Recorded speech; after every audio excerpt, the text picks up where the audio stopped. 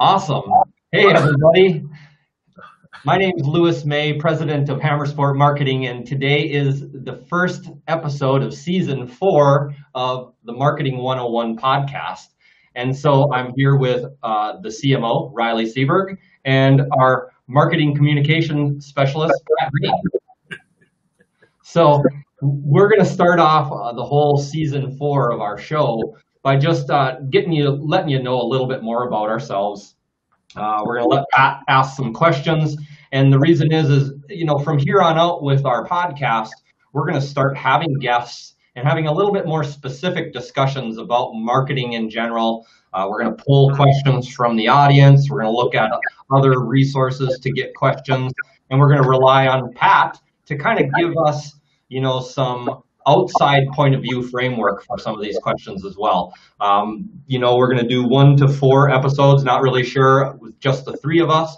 And then we're going to start having guests from the community from across the country who are executives, thought leaders, authors, people of influence, and people who have something to share that's special about marketing in general. Because that's our goal here, is to really continue to educate about what's on the forefront of digital marketing and marketing in general. So here we are.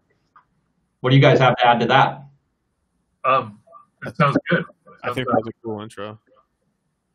And I liked our Vanna White hand movements too. So I was just jamming out to that music because frankly, I think that I was going to do something after that because I wanted to throw that little thing in after that thing. That threw me for a little bit. That I was totally unprepared for that, and it's lucky that I'm not blushing very deeply at this point. Okay. We are live, and because of that, we get to have a little banter back and forth because we're basically in front of a studio audience, which is you, the listener. And if you have any questions, we would love to answer them on the air. So basically what we're going to do is Pat is going to ask us a bunch of questions. If you have a question that you want Pat to ask us, or if you want to follow up on an answer that we give to Pat's question, send it in the chat, comment below. You just put it in that normal chatty thing that you normally do, and then it appears in a box way over there for us. We'll see it over here. So we just read it, and then we get to respond to your questions. Yeah. So pretty cool. So Pat, take it away. So, and I don't mean this in an accusatory way, but why are you doing this? I mean, not why are you doing HammerSport? What is your kind of long-term, short-term purpose? Riley? I didn't realize I was going to go first. Let me straighten my glasses because this thing is for a loop. Yeah. Can I give a confident answer with crooked glasses? Yeah, it's more confident that way. So it's real interesting because I've been asking this question myself a lot lately, and I don't know if I've fully formed an answer myself that I think is adequate, right? So here's what I'll give you. I'm going to be in business no matter what, right? I was raised to be a business person. I'm always going to be doing business. The question is what am I going to be doing, right? And so because I joined the military when I was 17, I always wanted to be a cop, fireman, or something like that. So I have a certain mindset on life, right? And there's a certain way that I approach doing things. And when I look at the business community and I think, okay, I have no experience here. I can basically do whatever I want. How do I get involved? Like, what do I do where I can be most effective and do exactly what I want to do, which is help people, right? Just in general, help people. Well, marketing is probably the best vehicle for that, right? Because if you look at the most influential people in the world, a lot of them either run a marketing agency, have a marketing agency behind them, or in front of them. There's some type of publishing around what they do, right? And so what I realize is there's a bunch of businesses that do well only because they have marketing, not because they have a good product. So the question is what about all these businesses that have a good product but don't have any marketing? Like What about those people who like are actually making money selling what they're selling, but nobody wants to do business with them because they actually care about their customer, right? Like they're not in it for a super amount of profit, so they can't get those investors. Like they didn't build their business so that they could give it all away, right? Because they didn't build that way, they don't get certain other things that most of the business world gets, right? So the question is how do you help them? Well, you take it upon yourself to learn the things that you got to do to be able to help them, right? So what I put myself under a self-directed apprenticeship that Robert Greene taught me how to do, and I figured out how to be a CMO, right? But not a CMO for a Fortune 1000 company, a CMO for a small business, right? And we as an agency are a small business, and so it just so happens that I could be dual effective in my role, right? I could be working as a CMO and learning the things that would be most effective for a small business. So the reason that I'm doing this personally is because it's the way that I can help as many people as possible at my status in life right now. And it'll also give me a huge amount of credibility. It'll help me build the relationships that I need in my future. And I know that I'm coming into this with good intentions. So I'm only going to be doing business with people that have good intentions, and the only good things come from them. It doesn't sound like you took the path with the least amount of barriers, though. No, man, I'm not, dude, I've like the track team, let's put it that way, right? I can't run hurdles. I have a broken finger. So like, I'm not trying to take the path of least resistance. Like I know where that leads you. So that's not why we're here. Yeah.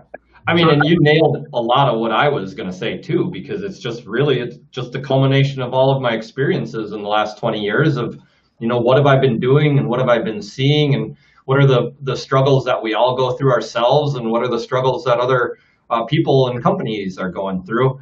And, I'm a pretty good salesperson. I've always had I've always driven my success by just taking action. I never said the best thing. I never said the smartest thing. I always thought of the coolest thing, the way to close the deal. I always came up with that 5 minutes after I walked out the place. And I'm okay with that because I made up for it by taking lots of action and just seeing a ton of appointments. I chuckled every time somebody ever said they closed 90% of their deals. Like, well, what are you doing? One deal. I mean, I don't care. It doesn't matter what they were doing. So that wasn't me, but I've always been one of the 20% that makes 80% of the shit happen. So it was just kind of a natural progression when I analyzed, like, what do I really want to do? Like the same thing as you. How can I help the most people? Because if I just go be an employee somewhere, then all I'm doing is helping them. And there's all these other people in businesses. And I also have the same struggles going through all of this.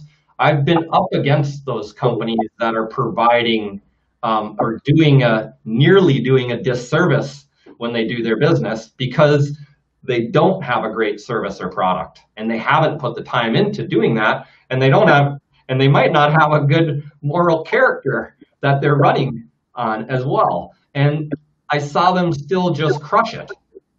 And I'm like, I don't think of that as being right or wrong. It just is what it is. And the only way I can do something about it is by like literally going up against that. And, in the past 4 years, I started to get more on the path of like, finding my true purpose.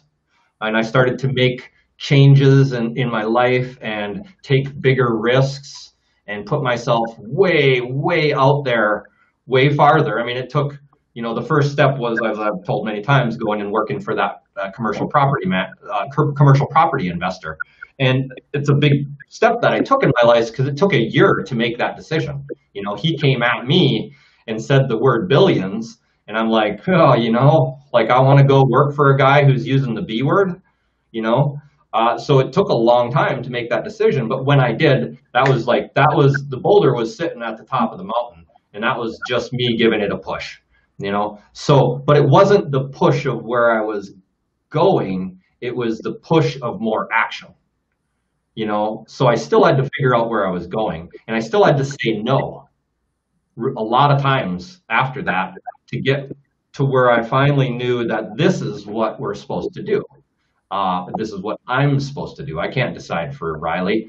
We're on this path together because he chooses so and because I choose so. So it's because marketing is hard, and you know, as a business, I mean, marketing has become a whole business in of itself. So how are business owners supposed to do their business and do another business and be great at it? Like, because we're not trying to help people, like, you know, just kind of get by. We want to help the world thrive, and we want the people that we help them thrive, we want them to help other people thrive too. So it's got to the point where we needed to go really deep into the whys of marketing, and not just, you know, how to like do one thing and sell it. There's nothing wrong with that, and be really good at it. We needed to go really, really deep so that we didn't make any mistakes on the advice we're giving and stuff like that. So that's why I'm doing this, is because it's how I've decided that I'm going to help as many people as possible for the next 2 decades of my life. Probably all of my mature productivity, as I continue on my rise of productivity, I'll likely do this until I start my decline of productivity, which I think, you know, I've got a good 40 more years, you know. So it's just because it gives me meaning. Yeah. It seems like a lot of like what you're saying too is like, or what you're both saying is like, it also, like, you're not only helping people make money, but it's sort of expressing themselves too, which is like giving them like a sense of purpose too. If you have good, right, they become fulfilled. Yeah, if yeah. you just chase money, you can't get fulfillment. So I mean, it's also, you know, it's our duty in this to lead in a way that doesn't necessarily give you the easiest path to loading up your bank account, but it gives you the path to being happy and living a fulfilled life. You know, which means that you got to have a lot of non-happy times to get there. So it's an education on everything we're being and doing as humans to contribute in the world, you know, and not only just a monetary way. What? How do you see the podcast helping your overall vision for this? Well, so we have numerous different podcasts going on, but the Marketing 101 podcast is to create a dialogue. You know, I mean, it's going to help us because it just obviously gets our word out and lets people see who we are, you know, see that who we are. I'm not going to tell you that I'm authentic. You decide that. I don't, you know, I'm just going to do what I do, and I'm going to make mistakes. I'm going to try to be humble, and I'm going to try to take a lot of action. And then if you decide that that's what you like, then great, come along for the ride. So in doing that, we just really we don't think that there's not enough businesses in marketing in general that are doing enough to just educate about how this works, why it works, and when you should do it. So we just want to be part of the solution, not part of the problem. Like, the world's going to become a better place if people understand this, not if they just do it. Sure. So Riley, how do you feel on that topic about the podcast and getting the word out and getting exposure?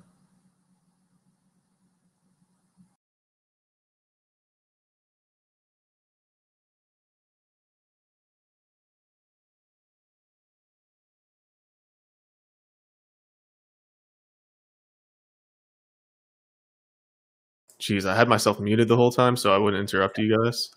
Yeah. Anyway, here I am talking.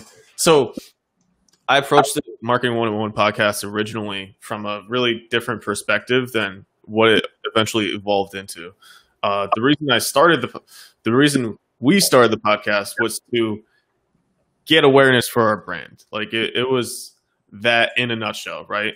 But as we got into it, as we thought about it, as we realized that, hey, we're not really publishing this, like we weren't passionate about it, right? We were passionate about building our business. We weren't passionate about the Marketing 101 podcast, right?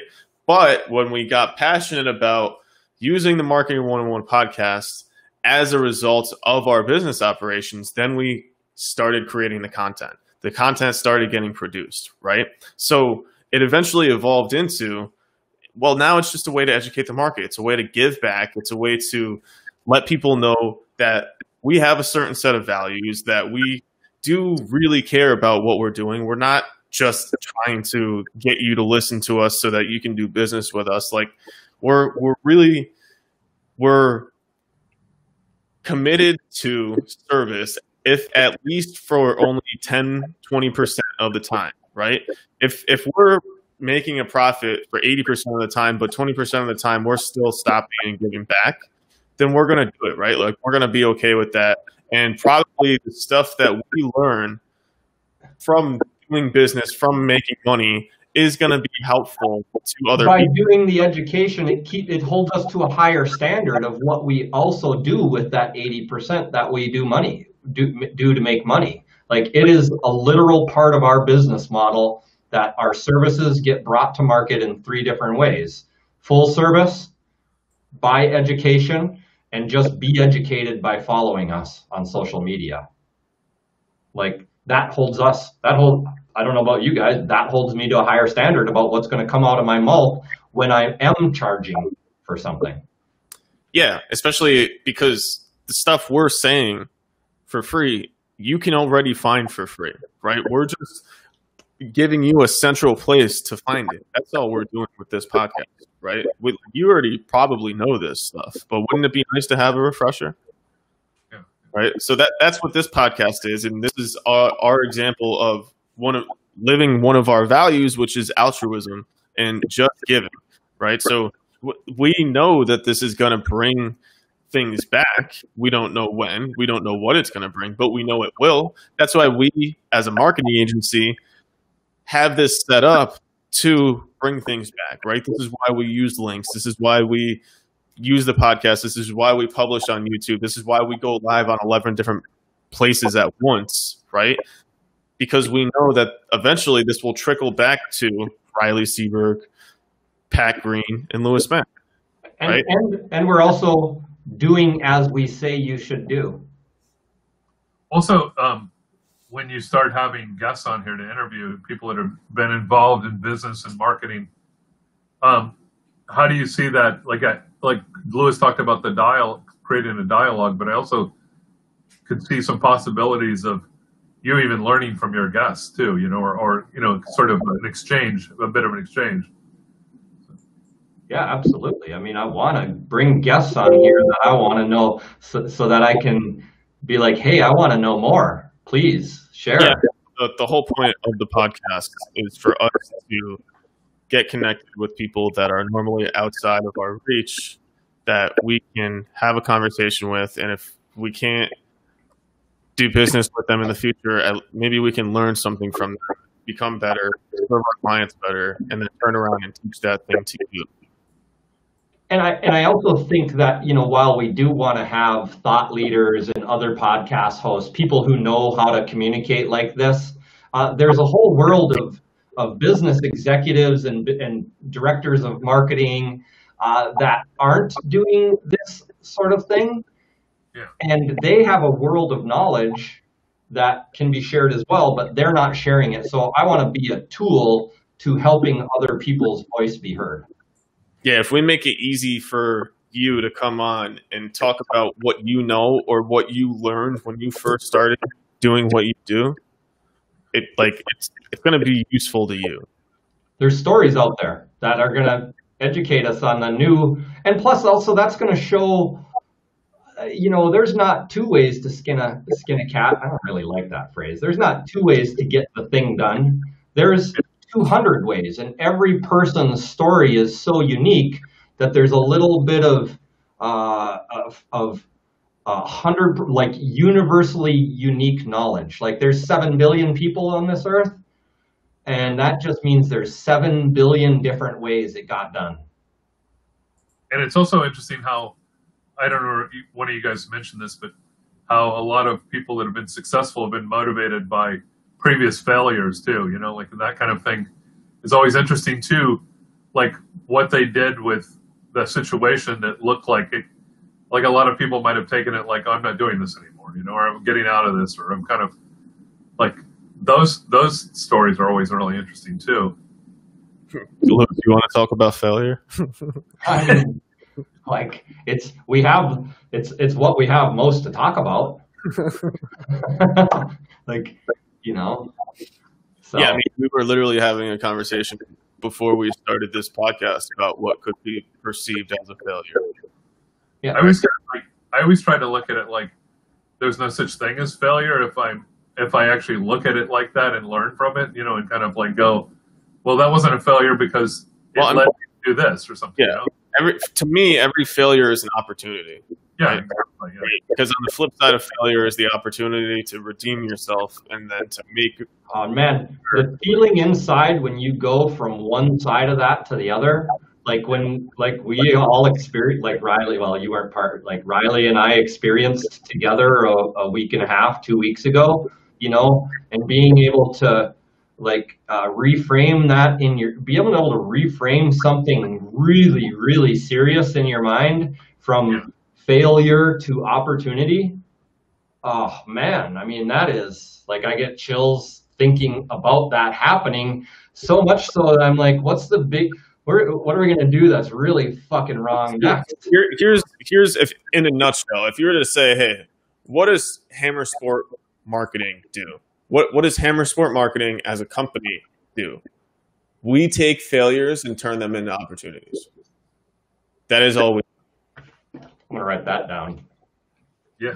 I know this is. It makes me want to keep the name HammerSport Marketing.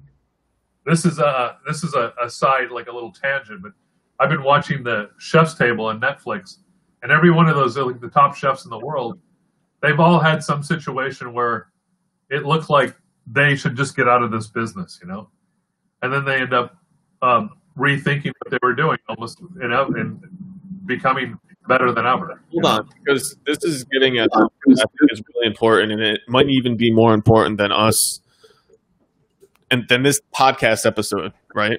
Because I've been thinking about this a lot in my personal life, and I think we're like, the way I typically see it is the stuff I'm thinking isn't the stuff that I'm thinking by myself. Like usually other people are thinking it too. So we've all been assessing our personal life, especially for these last 3 months, right? It's been getting really crazy these last 2 weeks, and everybody's been going through something, right? And so the question that a lot of people are asking themselves is, why am I doing this, right? So this podcast episode is very, really particular, and it's extremely timely, right? So why are you doing this? Why do you get up every day, right? Like most people don't take the time and really give themselves the freedom in life to figure out, to even ask themselves that question, right? Somebody just stopped watching when I said this. Perfect. This is a complete, honest representation of real life, right? Most people do not stop and ask themselves why. And when somebody asks them why, it hurts them. They don't like it. It's painful. Right? It's painful, right? Because they never anticipated that somebody would ask them this, right? This is it's going back to the 2-year-old. Why? Right. Why? Well, this is what happened to me on the sales call today, right? Somebody asked me, why should I believe you, right? And I was, you know, and I lost my shit, right? But it's because I didn't anticipate it, right? Because I didn't think, hold on, why should, right? I didn't ask myself that, even though I say you should, right? Because nobody really wants to take the time and dig deep. And you know what? If what we're saying is true, then it's worth us answering that. Right. You know, like we should be insulted if they don't ask us why they should believe us.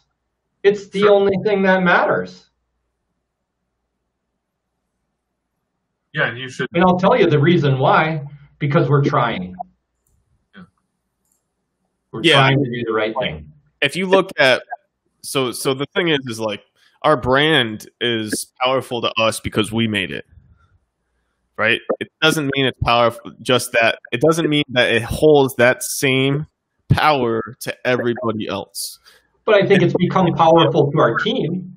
It holds the same power to our team because our team helped make it. But they might, to anybody else, they might see a part of our brand and it might give them some value because they hold a certain value and they resonate with a certain part of our brand. But it doesn't mean they understand our brand, right? So, like, we can't assume that when we go into a conversation that somebody is going to understand our background and why we do what we do, right?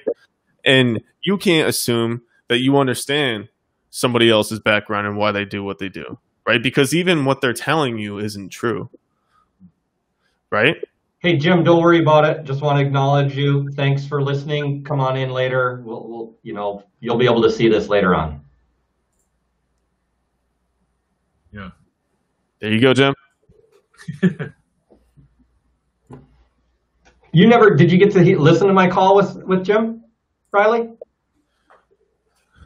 No, I told him. I'll share that with you. It was a great talk. Super interesting guy, man. No, I told him I would. So I do need to listen to it. All right. So sometimes I think like maybe you're saying too, like Riley and I were talking before the show about how sometimes we all anticipate a situation too much. So that's why, like you were like talking about being put on the spot or having somebody anticipate something about the situation with you two too. You know, like the conversation. Well, I mean, the rule in sports is when you anticipate, you get knocked out. Like you can't anticipate; you're supposed to react. Right. And then reaction is bad. What's the other term? Is just probably should take it all in and consider. That's probably the best answer. But yeah, anticipation is dangerous because you're only then you're limiting your mind to what your own creativity at that moment in time can accept could be possible. And I learned that playing chess. Riley and I still haven't played chess yet, which I'm very looking forward to. We should get on chess.com, like the chess app right now, and start playing that. Well, I think we want this to not be. You don't know how I play chess yet, bro. So, like I am not one to move fast. But what I learned in chess is I apply to life in that I've been in control of a lot of chess matches, and I've been not in control of a lot. So when I'm in control, I've been in situations where I'm like, this dude's done. Like he's got one move, and it's not even that crazy. It's not a hard move. There's not an unlimited amount of choices. There's a definite focus of my attacks here. I'm going in this direction, and if you don't deal with where I'm coming, then you're just off in la la land, and you don't have a shot. So they never did it anyways, though. Like they never do. And I'm not sitting across from a grandmaster where they just, everybody knows everybody's move for the first 20 moves. But that's what I learned is like, if I anticipate, I'm not creative enough. I'm not smart enough. How about when they pull a move out that you didn't see? Yeah. When you anticipate, you set yourself up for failure. It's just like telling people what they should do. Yeah. Like when you tell me what I should do, my initial reaction is to just fail right now for you so that I disappoint you instantly so that we can get over that disappointment and move on into something that's going to be productive for both of us. Because if you're sitting over there thinking about what I should do, then we're not getting to the real action that needs to be taken for us to move this situation forward and progress our lives or the project or whatever. Yeah, it's that was a little deep, huh? What's that? That was a little deep for a talk about HammerSport Marketing, but no, but it does seem like people over anticipating. I mean, you want to anticipate certain things, like if a hurricane's coming, you want to go, maybe I'll do some planning or, do some, but if you're sitting there anticipating, like I think a lot of people do this is they anticipate social or business situations or something, a scenario that's not going to be, it's not realistic at all, with what's going to happen because you're dealing with people, Yeah. Yeah, I like that. Yeah.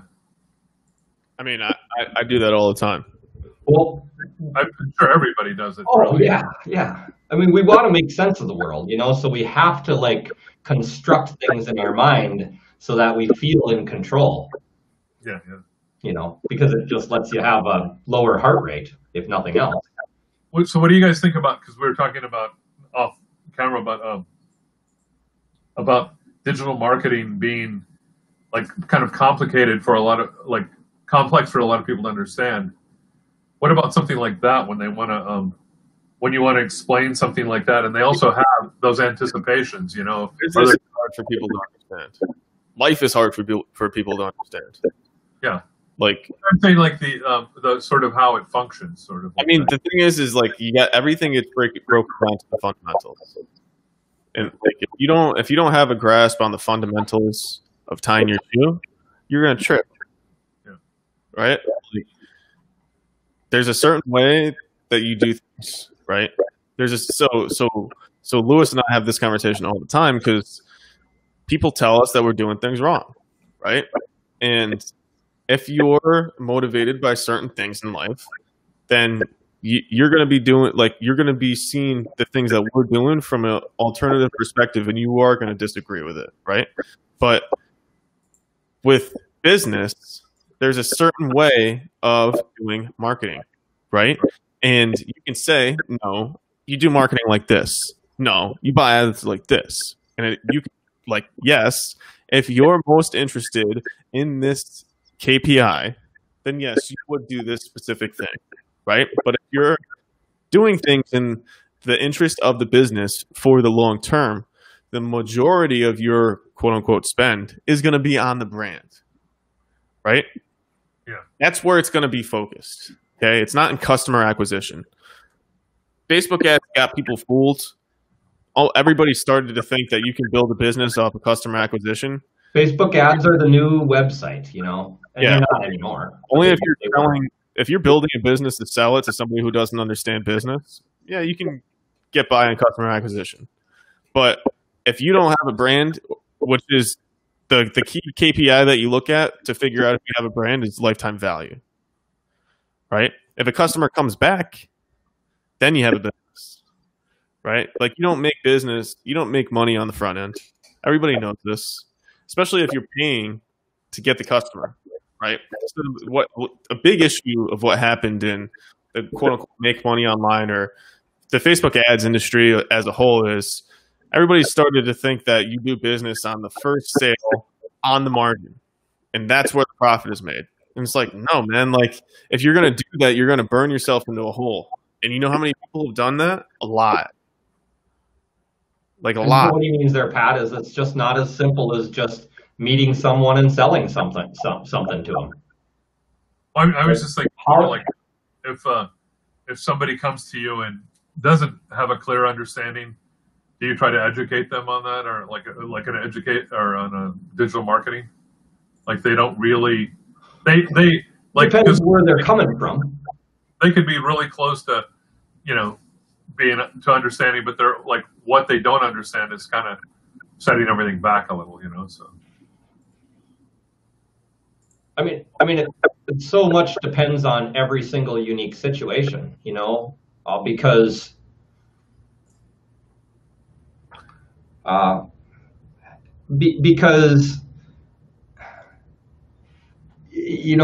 business and everybody's business, like, even if both companies are selling shoes, they still do everything different, and their path to getting there was different. This is why we stick to our fundamentals, right? So the customers for us change, right? But the approach never does. And this is something that Lewis and I talk about all the time. It took a couple of years to figure this out, too. Because we kept changing the approach, right? And we realized, no, the approach doesn't change. Just Look, because if Facebook marketing was just an end-all solution, then all you'd have to do is press the exact same keys on your keyboard over and over, and you'd take a new business and you'd slide the keyboard underneath them for them, and somebody would just sit there and go like this.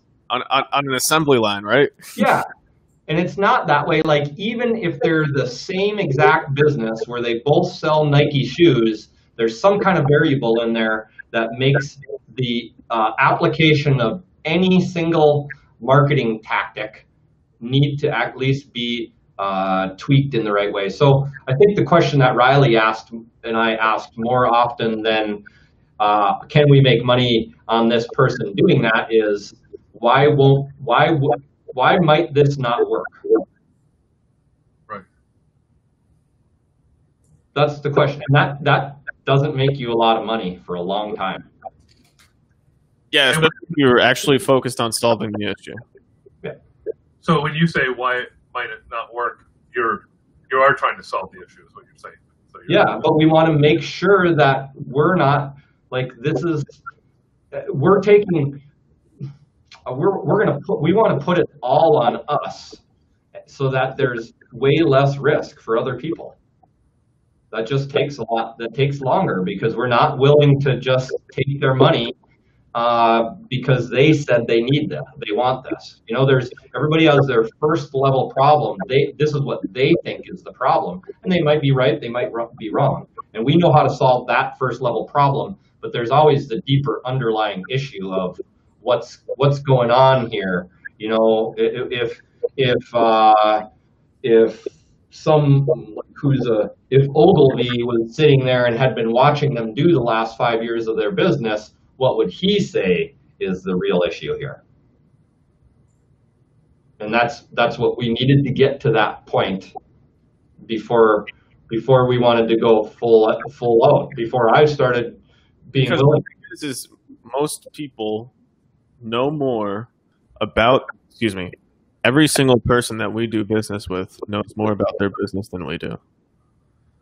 And so for us to come in and act like we know more about what's going on than the business owner is absolutely ludicrous, right? But that doesn't mean that we can't look at what the business owner is already doing and ask them why they didn't keep doing the thing that they figured out worked. Yeah. And this is basic stuff, But if you don't know to ask, we're sitting here dancing around telling you that we know the answer because we figured it out. And it's not like we didn't make up the answer. We just finally started to believe it. You know, the answer is out there. Everybody's heard it before. Since this is the Marketing 101 podcast, why don't you just educate them? Say again? Since this is the Marketing 101 podcast, why don't you just educate them? Give them the answer. I mean, it's brand development. I'm 100% confident. What does that actually mean? It's brand development, because for the sales guys in the back who are cold calling, they can't hear you. Yeah. So you can't do brand development while you're on the phone making sales. Brand development is working on your business, not in your business. Branding is working in your business. So a salesperson can do branding while they're on the telephone trying to make a sale, but they can't do brand development. Now, there is a caveat to that as you're doing the act of branding, you are going to get new information about how people react to what you're saying that will help you develop your brand as well. So brand development is just figuring out how to talk about your business other than the product or service and its features and benefits. So it's simply one word: purpose, above and beyond benefit and feature. But there's a bunch of different ways to communicate purpose.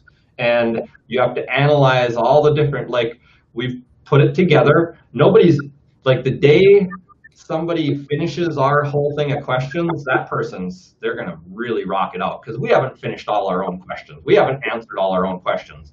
But I do know that because we worked hard to answer a lot of those questions and build our brand, we've come up with new phrases and lines of communications to relate to people. So it's all about that. It's all about putting in a human element on something that everybody knows isn't human.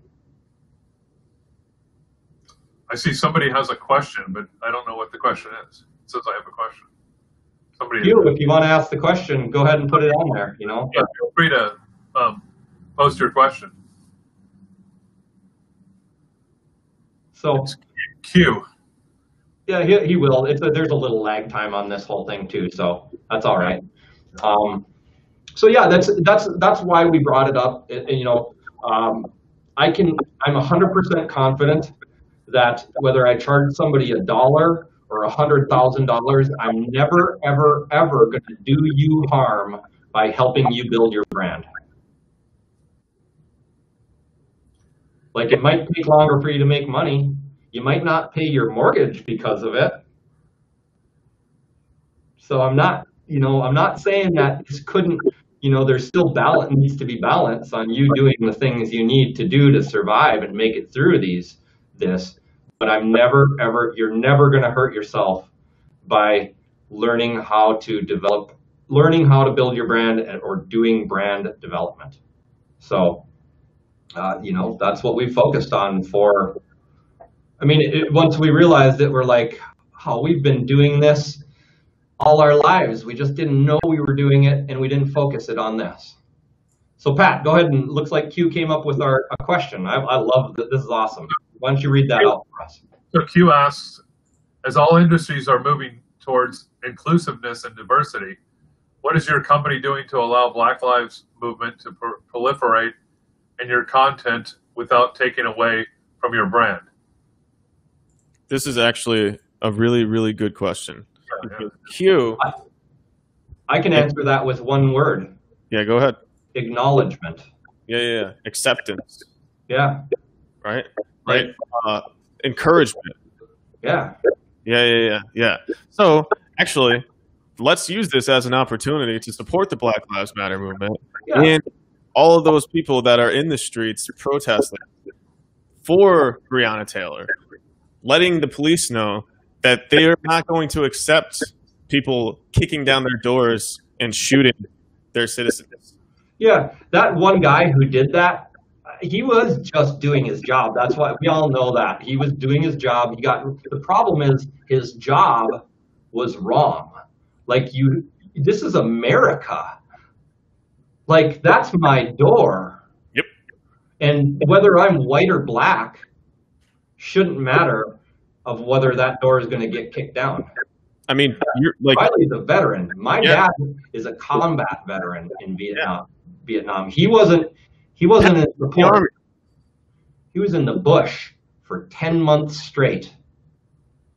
If you think that Black Lives Matter is the issue in America, and you're telling that to somebody who went to Afghanistan to serve their country, like, you're talking to the wrong person, right? If you're telling that to somebody whose dad went to Vietnam, you're telling that to the wrong person. If you're telling that to somebody who was military intelligence in the army, you're talking to the wrong person. Like, there's still room for political opinion within that. Of course there is. There's still room to be on one side or the other side. Yeah. That's why the military. What you hear, you talk to somebody who actually fought for their country, you're never going to like what you have to hear. Yeah. Because we actually did the thing that you talk about doing. And so there's a reason the military votes 50-50, just like the populace. And I'm not going to get into politics because I don't really like the two-party system either. I think there should be a lot more options and we should have a better system. But hey, we got to think there should be a better system before we get one. So, but the police department votes 80-20. And they ain't voting 80-20 liberal. So why is that? I mean, we don't talk about the real issue in the United States or the real divide. Everybody talks about the left and the right divide. Nobody talks about the authoritarian versus the libertarian divide in the United States. Yeah. Nobody talks about how the federal government is an authoritarian institution and how the Democrats and the Republicans support it. Yeah, they both support that authoritarianism. So, yeah, Q absolutely can ask a follow-up. Yeah. Q, please. Yeah, please do. Once again, there's a little lag time. It'll take 10 seconds, 20 seconds for that to come through. So, and you know, I love getting a little off topic because, I mean, this is an important topic. And if we're going to be afraid to discuss it for the detriment of our business, then we don't deserve to be in business. I mean, we have to let the people know that we support what they're doing. We support what Q is doing by having the discussion in a public place, because there are people that are going to listen to what we're saying that have no idea what the hell we're talking about, but they're going to hear what we're saying and they're going to resonate with it. Whether or not they support the Black Lives Matter movement, they're going to resonate with the freedom and the value that America stands on. So go ahead, Pat, read that follow-up question. Q's follow-up question is, my point is that if your company support a BLM movement, and inevitably any movement can get extreme and lose public support, how can you protect your brand by I think it's supporting a movement that can change? So you support the values that the movement stands for, right? Yeah. We support the Black Lives Matter movement because we support the values that the movement stands for. We right? don't support people taking part in violence during that movement. Yeah. So personally, I can say for me, when I got back from Afghanistan, I pledged a life of nonviolence, right? So I don't support anybody doing violence, let alone myself, right? I don't even own a gun, and I could. I don't, because I don't support violence. I don't condone it. It doesn't mean I can't defend myself, right? I think we've gotten to a point in this country where we start to judge things by a percentage, a small percentage of their failure. Like I'm in support of Social Security. It doesn't mean I support Social Security fraud. There's another side of this conversation or of this question that I want to address. So Q talked about, said, how can you protect your brand by supporting a movement that can change, right? We're not trying to protect our brand, right? So this is the thing that this is where you have to look at the ideology of a business person and try to understand the perspective that they have. Because if you don't understand it, you're going to think that what they're doing isn't necessarily right? And so this actually can be translated back to the BLM movement. If you don't understand the ideology, you're not going to think that their perspective is correct, right? So where we are approaching this is we're not trying to protect our brand, right? Like we don't need to protect anything. Lewis doesn't need to protect anything. I don't need to protect anything, right? Like we go on the offense. So if you look at what this is the brand going on the offense and creating a brand. If you go on the offense and create a brand, you don't need to have a defensive strategy. Yeah, right? When you look at our social media, there is never that you will never, like we curate it and it goes through a system of checks and balances to make sure that it's on brand. And you can say something in the wrong manner, and it's even though what you're the root of what you're saying is correct to brand, how you said it is off brand. And so when you look at our brand and the social media content that we put out and have consistently put out for 3 months now, once we really nailed this down, you'll see the consistency, and that consistency is what protects our brand. It's also like I look at what Black Lives Matter is actually having sort of the brand challenge where they there's the people that are really think they're a threat, and there's the people that really are very supportive. And a lot of times the people who think they're a threat don't really understand the reason for their existence, like the reason for like the momentum and the existence. And also they've got press from like people that, you know, they've gotten unfavorable kind of press too. So, but they've also gotten You're muted, Riley. Sorry. That's all right. Pat, I didn't want to interrupt you. Go ahead. So I was trying to say this is where it goes back to values, right? Because you don't have a conversation with somebody unless you understand at some point in the conversation what their values are, right? Because if you realize in a conversation that somebody who you're having a conversation with doesn't necessarily hold the same things true that you do, you're going to realize that you can't have a positive conversation with that person, right? Because everything that you say is going to be a disagreement, right? Because you don't even hold the same things true as true. So Sam Harris and Richard Dawkins had this issue when they did a podcast, and they did a terrible podcast because they couldn't even come to the common definition of what a truth is, right? And so this reveals the real problem in our human culture is that everybody has their own personal truth, but they don't understand what the collective truth is, right? And so the collective truth is unchangeable, right? Your personal truth is the thing that keeps changing, right? So you have to give yourself the freedom to change your mind, just like you have to give the other person the freedom to change their mind. But the first thing you have to do is care a little bit about the other person, right? So you have to be a little bit empathetic in order to properly communicate with people, because otherwise they're never going to care about what you're saying. And that's how you get to violence. You completely dehumanize somebody. You forget that you're talking to a person. You forget that the person on the other side of the thing is just like you, and that they hold the same feelings that you hold in your body right now. They hold them just like you are holding them against them. They hold them against you, right? And so the question you have to ask yourself is, why do I feel this way? Why am I holding this thing against them? Why do I think this is so bad, right? Because they probably feel the same thing against you. So you have to be able to ask them why they feel that way, because they're going to ask you why you feel that way. And if you can't get to that point in yourself, you're never, ever, ever going to care what somebody else has to say about their own thing. Q has another follow-up. Yeah, I can't wait to answer it. Q asks, with such a polarizing movement, at what point do you take a financial business decision to protect half of your demographic from perceiving your brand as ill-informed? Me first, or can I go? Can I answer this one? Can I answer it? I mean, this person is We've already answered this. Yeah, we approach everything we do has started from a different, deeper purpose than making money.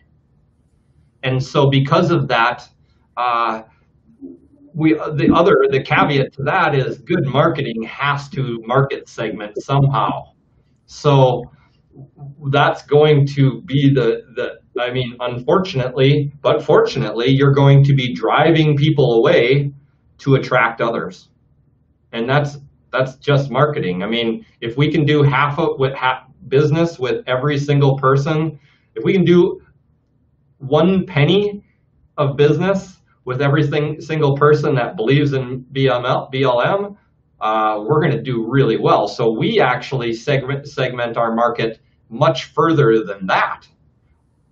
But once again, and to go back to protecting the brand, the way we protect our brand is we don't condone violence.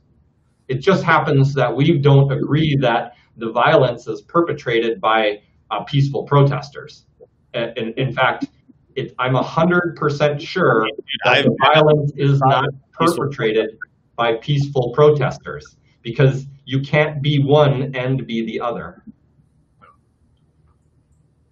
Hey man, I mean, if you really want to get down to this, I'm on the side that the protesters are coordinating with the guys on the other side of the line to keep the violence going. Like that's I know that on the front lines, they're having conversations back and forth. I know what they're doing. I've been on the front lines. I know how this shit goes. Like, if you really want to talk about what's going on, this is a battle for public perception, right? You don't realize that both sides has the best cameras, and they're sending their video crews to get and you. If all you're doing is watching what comes on the television, you don't have a clue what's going on. and you're trying to figure out what the issue in America is. Like, go talk to your neighbor, right? Talk to the person that you sit next to on the bus every day that you act like doesn't exist. And we're not talking to you, Q, like in general, to the world. Dude, I've been there, right? So the thing is like, you can't act like you're interested when you're not the one. When I know for a fact you're not you're not saying hi to the person on the street. You got to get out there and talk to people. I mean, I know I know some of the nicest people in the world, black people, and I mean they're more productive members of society than I am. Which, you know, where do you think I are nonviolence? And they're scared to walk the streets in nice neighborhoods. Why? Yeah, that's real. You know, like they've been stopped by cops. Like cops don't ask me, "Hey, what are you doing here?" They used to ask me that, and that's because they could tell I was poor. But that's a different conversation. Yeah. No, people. I mean, we've experimented with. I've seen how people treat people. People treat people differently depending on the car they're driving in. Mary, you know, I know someone who had a crappier looking car, and that person got honked at all the time. They got in a nicer car. They still drive the same way. In America or in the world, which is class warfare, like, come on, guys. Like, let's stop trying to act like BLM is the problem, right? Let's stop trying to act like these people who are talking on TV actually care about what's actually going on in the street. Yeah, I talked to a news reporter from a major network 2 days ago here in Orlando. And he was like, look, they tell us that their goal is journalism, but I work there, and they can't even convince me that their goal is journalism. I know they're in it for the money. Of course it's the money. It was always the money, stupid. Why do you think CNN was started? It was started by a business mogul. It wasn't started by a journalist. He didn't go to journalism school. So was Fox. So was Fox. So was every cable news channel. Yeah. So, I mean, you know what? The fact of the matter is because we just want to help the world, we can't be afraid to just stand up for the things we think are right because it might make us less money. Yeah. I mean, if you're like, I'm just going to. That's our brand. No. That's our brand right there. Questions about what's going on in the public, and you want to like try and figure out how our business is going to respond to a certain public perception. Try and think of like, what's the worst business answer that a business could give me for public perception? That's probably what you're going to hear from us, right? Because we're going to tell you what you don't want to hear because we actually work with those people, right? Those people who you think are terrible people, we do business with those people. We hire those people. We are those people. What's the yeah. So it's also, if one of your most important core values is empathy, I would think that would cover a lot of the ground too. You know, just like you're gonna. Yeah. Like, and we wrote our core values down because we're not perfect. That's why we have to write them down. Because frankly, I got to be reminded to do this shit. It comes from here easy, but I got this thing on top here that steers me around too. And this thing doesn't work on this alone. Yeah. So I need to use this. I need to put it on paper so that this thing sees what this thing wrote down. And that's how we stay on course. You know, that's our filter. That's what makes sure is what we're going to do. Okay. Can we proceed with this tactic? So, you know, thanks for participating, Q. We really appreciate you. Yeah, really, it was great getting questions out there from the audience too. Yeah, really, I really enjoyed that. That's what you were talking about. We're kind of pushing the envelope of a long. Go ahead. You used to do a radio show, right? Right, Pat? What people call it? I had a show for 20 years. Well, we didn't call in because there was a rule because you bring them on the air and you didn't know what the hell they were going to say, you know? Yeah. They got to gain a little of their trust first. So I would let people call in after I talked to them a little, screened them a little. So, okay. Because there were people that just would call in to cause that problem, you know? So this is a live call-in show, and just anybody can join and show up. We'll put you on camera. Yeah. Just please, ready to go on a show. Close on. This is exactly what Lewis said about creating a dialogue, not only with guests, but also with people that are just in the audience watching this too. So yeah. I mean, I think the more interactive we make this, the more our perceptions will be challenged, right? Because we're going to come up against somebody who doesn't necessarily believe in what we believe in, and somebody who doesn't have the same life experiences we have, right? So we're going to come up against reality, and us coming up against reality can hopefully help reality see that it's not necessarily true, right? Yep. And it's going to cost us some money. Yeah. So the answer to the last question is we take what the world gives us, we take what the situation gives us, and we run it through our values, and we use that to determine how we proceed. Well, it's also, I think, with your core values, the idea of you really being put on the spot by a question is not really an issue, because because you're not, there's no duplicity or anything. You're just answering the question. Here's the thing, Pat, we love you. We think you ask great questions, but we never would have been able to talk about the Black Lives Matter movement or find a way to fit it into our content in an appropriate way. Right. If we weren't just doing it just now and somebody asked us about it, right? Oh, yeah. It was great. Yeah. So, Q, I totally appreciate what you're doing. Got another question. Hold on. Go ahead and ask that one. That's a good question, too. What's your view on Elon Musk spending no money on marketing for Tesla? So I'm the CMO of this company, so I kind of want to answer this. Yeah. I got an answer too. I get to answer afterwards. I'm not sure about that. He is spending money on marketing. He's not marketing the way you think he's marketing, right? So if you think about the way a business organizes itself, there's a certain section of units that a business has, right? And you can divide those up into money or time, right? And some companies have people too. Tesla has people too. So you have time, money, and people, right? That's basically all they have. And then you can use those things to get assets and then do things, right? What they have done is they've used the brand that he's built, his Twitter account that has 20 million followers. He's a ridiculously popular dude. He doesn't need to market. He doesn't need to spend on marketing. He is marketing. Look, if you get into marketing, one of the things one of the ways you can market is through influencers. So Shaq is an influencer. Michael Jordan is an influencer. The Jordan sneaker was started as an influencer thing, like an influencer spinoff, and then it eventually turned into his brand, right? So influencers are a common way that businesses do business. So if you look at Tesla might not even be Elon Musk's idea. It could be, right? This could be 100% his own business, but he's definitely the front man for the business, right? Because he's so successful, because he's already made money with PayPal. He doesn't. What would happen? Here's the question to ask. The follow-up question to that what would be the value of Tesla and SpaceX if Elon Musk retired? Right. What if Jeff Bezos started Tesla and SpaceX? What if somebody else did it? Would it be as valuable? Would the stock be what it is? We know what would happen to the stock would tank. It'd be the biggest stock. Look at Ford's stock price. Ford is doing the same thing as Tesla, right?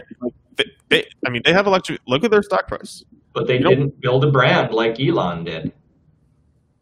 So or didn't care about their strategy allows him to sit in a room with his marketing department and say, let's go break the window. Let's go tell everybody this window is unbreakable. Shoot a rocket have the balls to break it right in front of them. Let's put a Tesla to Mars. Let's send a Tesla to Mars. The marketing team.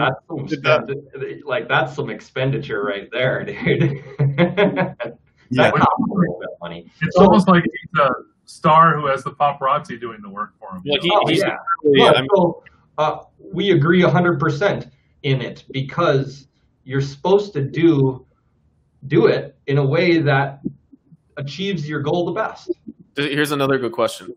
Yeah, that's a good question. how do you reconcile the ethics of information privacy and online targeted marketing or advertising? Excuse me, targeted advertising. So this goes back to ownership. This goes back to data ownership and data privacy, right?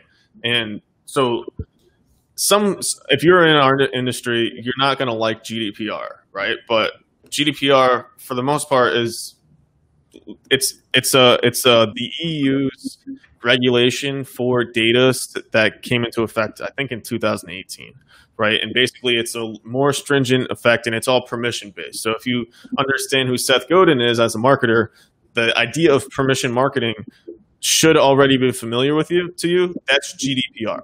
GDPR is nothing more than permission marketing. You have to already have permission to have this person's data, and then you actually have to do things to protect it. Like, you have to do what you say you're going to do, right? Well, I mean, the answer to how do we reconcile it, that's why we're in business, because we have a set of values that we won't go against. And so while we have the power to do great harm, we won't, because of our ethics that we set out in front of it and hold each other. There's more of us, there's 7 other people in this company, and they all know we're not hiding the values from everybody, and then jumping out and saying, you did it wrong. They'd be like, well, what did we do wrong? No, we all know these values, so we're holding each other to the standard. And as we grow the company, everyone's going to know the values. And it's going to get harder and harder to not uphold them. And so our goal, this is why we're doing this, is to fight against all the people that are not ethically treating people's privacy and targeted advertising. So it comes down to, we're getting right into our mission statement, which is we want to give consumers the education to make decisions that are in their best interest so that society as a whole can thrive. And that means that, marketing to us is about finding and communicating, finding the people that need your product to make their lives better, not convincing people they need your product to make their lives better. So what's been happening is what we don't want to happen, and it's in every book you ever read about branding and marketing and advertising. It's in there that, copywriting, like, you start reading all the good copywriting books, and the first thing they say is, I am giving you the key to destroy the universe.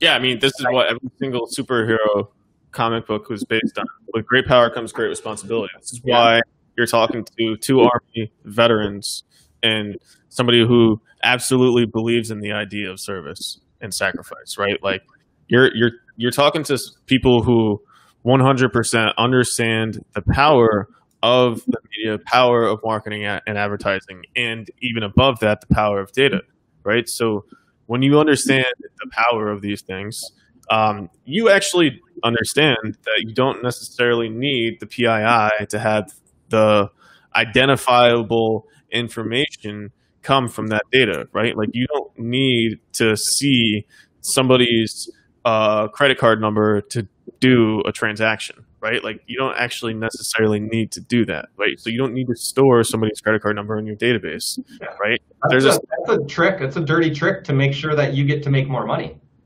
Well, what I'm saying is there's a certain way for you to keep somebody's payment record on hand, so you can do a transaction securely, right? So like, we all, like, anybody who's in this world understands SHA-56 and understands how to hash data. It's just whether or not you care enough about the customer to do it.